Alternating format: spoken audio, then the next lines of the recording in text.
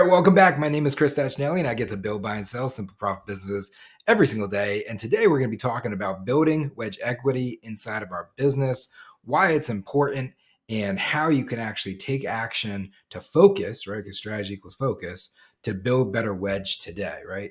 First and foremost, if you're not familiar with what wedge equity is, that's perfectly okay. Everything starts somewhere. And the goal of today's video is to educate you, right? So we want to actually go through what wedge is and how it's derived, what does that even mean, to then empower you to actually be able to build better wedge inside of your business.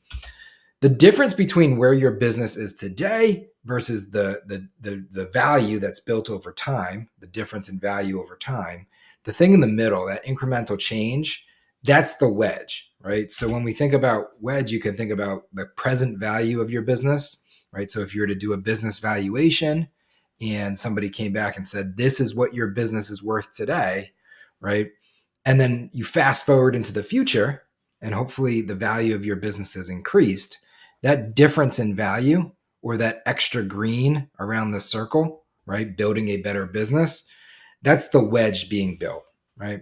And when we think about wedge equity, we've been able to simplify it into a formula, right? End of the day, it's a fairly complicated concept, right? You're building a better business, you're building a more valuable business. Like there's so many moving parts, right? We've understood the fact that simple works, but simple is not easy. And the job to be done for us was to simplify realistically the formula. What gets us to be able to build wedge, right? I want to know that 1 + 1 = 2, or ideally in the alchemy of building wedge, it's like 1 + 1 = 4. And we'll get into how that works in a little bit. But when we take the formula of wedge equity, what we're focusing on is brand equity, which will go into the components of brand equity. But brand equity is really, you can think of it as your money's multiple. So when you go through the valuation process of valuing a business, you're going to be able to find a multiplying effect against the profit, sometimes revenue, but typically the profit or the seller's discretionary earnings, depending on the size of the business. And then you're going to put a multiplier on that. And that's going to peg the top line number of what your business is worth, right? It doesn't stop there. A lot of folks think that when you're valuing a business, you're just going to take a multiplying effect or a multiplier to your SDE, to your seller's discretionary earnings, or to your money's multiple, and that's going to be what your valuation is. The reality is that's not true, because there's always risk inside of the deal, right? And the job of diligence, and why we diligence deals when we're buying deals, is to be able to identify the risk and ring fence it, right? To hopefully remove it, eliminate it, right? De-lever the risk, so that we could price things appropriately. When we think about risk, what we're really applying is a risk ratio, right? Which becomes a discount rate onto value. So if I have a money's multiple, right, and then I find this risk inside the deal, I'm going to want to discount it. I'm not going to pay, the full boat. I'm not going to pay the full ticket. I'm going to look to get a discount because there's risk. And when we think about building wedge, the way that we take risk off the table is by building up operational equity, right? So what we look at is brand equity multiplied by the operational equity, which is really the risk ratio. That ultimately gets you your wedge. And it's a very simple and elegant formula. We love it. We created it. It's our IP, and we use it every single day, and it works. And that's the best part. It actually works, right? So another little diagram in terms of illustration of a wedge, because it's an interesting concept, right? It's kind of like a known thing. I didn't necessarily make it up in terms of a brand, right? Wedge equity is a known thing, but it's not really talked about too much, right? It's like, what is this concept of wedge? Like, how do I build a more valuable thing? We all know it when we think about our homes, right? Because we buy a house, and then hopefully over time, in 30 years, it's worth so much more. And we have all this equity in our homes, and you can go to the bank and you can refinance, you can get a home equity line of credit, right? The same way it works with a house, it works with your business, and you could build equity in your business over time, right? That's the goal. That should be our focus. That should be our goal, especially in owning, right? As a business owner, especially in owning an asset, right? That is a business. This diagram is a slightly different approach. I've gotten feedback over the years in terms of how to illustrate this concept that that's, could be foreign to some folks. You have the value of your business, right? You have the time in business. Hopefully your value goes up over time versus what it is if it was stagnant. And if that's the case, because you're building wedge, you're building a more valuable business. Again, this thing in the middle, quite literally the wedge here, that's the additional incremental equity that gets built inside of your business that you as a business owner get to put in your pocket once you sell, once you exit, right? So that's profit in your pocket if you build wedge. So getting back to this formula of building wedge and how we do it, again, it's brand equity times your operational equity equals the wedge. Brand equity equals the money multiples. So when we're thinking about brand equity, what we're thinking about is simplicity of the throughput, right? How revenue flows through your business, the cost of acquiring customers, right? So your customer acquisition cost. There's specific things, 4 specific things we'll get to in a little bit in this conversation as to how you can perfect the art, right, of acquiring customers. There's 4 pillars that allow you to get to perfect or close to perfect as possible. Lifetime value of a customer is ultimately what a customer is worth to you, right? So if it costs you a lot of money to acquire a customer and your customers aren't worth a lot, or if you spend more to acquire a customer than they generate in terms of lifetime value, revenue, that's not a great thing, right? You're not going to get a good money's multiple. There's not a lot of brand equity there built. So there's little things that you can do in terms of like positioning inside the market and then perceived value of the brand, as well as additional things that help you improve, some of these bullets. Simple kind of litmus test to ask yourself if you have good brand equity. Ask yourself, how much does it take to acquire a customer, and how much time does it take to recoup that cost? Meaning, if I'm acquiring a customer for $10, but in the first month I'm able to bill 100, right? I'm recouping customer acquisition cost, moment zero, right at the beginning. If it costs me $1,000 to acquire a customer and I'm billing $100 a month, it's going to take me 10 months just to break even on customer acquisition costs before I get to any level of profitability, right? That then comes into your lifetime value. So like, what's your retention or what's your churn? And if you're not keeping that customer, you may not make it to 10 months, right? So these are the types of things that you need to consider. If you have a competitive moat in the marketplace, because you've been able to build a better brand, right? A true brand that people know, like, and trust, right? Are there competitors coming into your space? Do you have an offer that's unique, right? Is there something that's unique or proprietary about what you're doing that currently has competitors at bay? Is it going to become more saturated? Will things change, right? Will you be selling stagecoach, like horse coaches, right? So like before cars, it was horse and buggies, and people would sell like horse coaches, like, not a thing really anymore, right? So is what you're doing on an upward trend or a downward trend, right? Those are the types of things that are going to allow you to take a quick litmus test and ask yourself 0 to 10, how much brand equity do I have?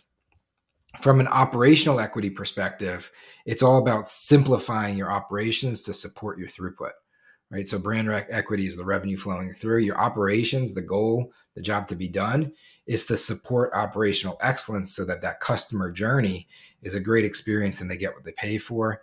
And from a simplicity perspective, it takes as little amount of time and money to service and deliver that excellent experience to the customer, right? So you can build a system, you can build a business system, build a better business to achieve that, right? You also want to make sure that there's continuity in the strategy, right? Because if there's a million chiefs and not enough Indians, then nobody knows what they're doing, and there's not a lot of focus inside the business. And strategy equals focus, and you want people to know what their role and responsibility is so that they can do the right thing at the right time to get to the right outcome, type of thing.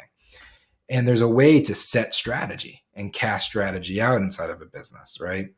That all drives alignment into your team, right? Documentation of standardized processes, right? Standardized operating procedures, SOPs, right? Consistency. The more standardized things are, the more consistent and repeatable they're going to be, meaning the quality. There's a level of quality assurance because replication of things that work mean that the inputs to outputs will be, somewhat standardized.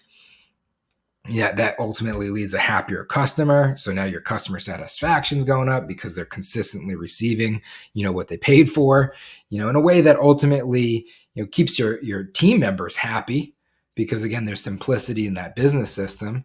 And because you got happy people and happy customers, overall your profitability, especially if you keep keen profit-led financials, right? Know your numbers. If we lead with profit-led approach, then we'll stay profitable, which is the goal, right? So from an operational equity perspective, quick litmus test 1, 2, 3 would be, how easy would it be for somebody else if I was to go and, my plane crashed tomorrow, could somebody else step in and take over this business? Right? If the answer is this business falls apart, right, without you in the role, you don't have a lot of operational equity. But if somebody else off the street, qualified, right, not like an unqualified person, but a qualified person, good head on their shoulders, came in off the street, could they figure it out? And could they run this business with continuity? If you have great operational equity, the answer would be yes. That means that if the answer is yes, there's high transferability, meaning it could be transferred as an asset from you as the business owner to somebody else, which at the end of the day, investors or business buyers, we're looking for places to park our cash. And we don't want to park our cash into something that's a job. We want to park our cash into something that's an asset. So the job to be done is to make sure that we're always building assets that somebody else passively could take ownership of and then run and operate or have an operator in place for a profit, right? That increases your operational equity. So at the end of the day, this concept is cool and it makes sense because it's really logical, it's rational. At the end of the day, it's just a simple thing to approach, and because it's simple, we can focus, and strategy does equal focus. So there is a way to actually manufacture building a better business that has better wedge, right? So you can actually manufacture wedge equity inside your business. You can build a more valuable business, right? Better valuations, better, higher valuations, better terms on investment, larger exit multiples, right? You can do that by manufacturing wedge. It's not easy, right? Simple works, but simple is not easy. In order to do so, first thing that we would suggest is you implement something like a simple business system to start to build operational equity, right? We suggest that you implement an operating system based off of the stage or what we call exit of your business, right? So always be exiting. In other various videos, we talk about the 5 exits that every business owner is always navigating. As a business owner, you're always exiting. You're not just waiting to sell, but it's exit from the job, exit from managing people, exit from managing the business, exit from operating the business, owning the business, right? And eventually you're selling the business, right? So you want to implement an operating system to start to build operational equity. You're doing it specific to where you are in your life cycle, which exit you are. Each of the 5 exits are focused on very specific things, but at all times you're organizing for profit. So you're always running profit-led financials. You lead with the numbers, know your numbers, lead with profit level, measure what matters, metrics, right? You're then standardizing for the product, because standardizing for the product is really standardizing for the outcome or the value to the customer, right? You want to make sure you're always having a high quality product or solution that you bring to market. And then that allows you to simplify. Once you know what gets you to quality, then you can simplify, right? So once you understand what gets you to effectiveness of a product, you can then simplify your process for efficiency, right? Then you can simplify your process. And by staying organizationally sound and focusing on what matters, you can then eventually optimize for the people inside your business, make it as simple as possible for them, increase that happiness level. While you're increasing the happiness level, hopefully productivity, happiness and productivity typically leads to profitability, right? So you can optimize for your operational equity by focusing on each of those 4 steps based off your exit. And then you can optimize for your throughput, to build brand equity, right? Simple math of like what this looks like. Say we're doing a SaaS business that's doing $1,000 a month in revenue, right? So a simple valuation for somebody who's in this situation would be $1,000 times 12 months, because you're going to annualize it, right? That's going to get you to $12,000. And then you're going to take a SaaS money's multiple, which, for simplicity's sake of this example, so that we could put math to the model in a sense, will be a 4 times multiple. Again, that's an asterisk of just like a simple example. These valuations change all the time, and we keep pulse of it. So we track deals, we track hundreds of thousands of deals throughout the database that we have, but we're tracking actively thousands of deals at any given time through our database of deals, and that gives us some metrics, right? Metrics that matter to be able to understand where the market's at and get a pulse of the market, to facilitate what we're doing in the build, buy, sell space, right? We'll use 4 as an example here, right? So 12,000 times 4 as a money multiple gives you a valuation of this business of about 48,000. Most folks would maybe stop there, but keep in mind you have that risk ratio. So if you're going through an operational equity analysis and you realize that, man, we don't have really a business system in place, we go through the business checklist, not a lot of stuff is there, right? There's risk on the deal, maybe based off of, what we go through, which, when we work with clients, as well as when we do it for ourselves in diligence deals, we have a very, very comprehensive checklist that allows us to understand what the operational equity is inside of a business and why, and get very specific with it so we can get focused. And by being focused, we can then, ultimately decide, what levers to pull to be able to optimize it and take risk off the table, right? Maybe the risk ratio is 0.5. Maybe it's a 50% risk ratio when it's all done. So then you would take 48,000 and multiply it by 50%. And then that's going to get you the 24K, valuation of the business, right? The job to be done is to identify and understand why that business was valued at, the specific components, and then be able to reduce the risk ratio by focusing on operational equity, and then increasing the revenue by focusing on brand equity. And the way that we do that, levers to be pulled in terms of building wedge. On the brand equity side, you have the 4 pillars, right? So again, brand equity is the money multiple. That's the revenue machine. That's like the revenue side of the business, right? So you got four pillars of acquiring customers, of customer acquisition. There's 4 ways to get customers, right? You can have cold relationships, which would be people that don't know you, right? So you want to get them to know you. So that could be things, example being cold email outbound, right? Building up a lead list and running cold outreach. There's dozens of different cold relationship strategies that you could use.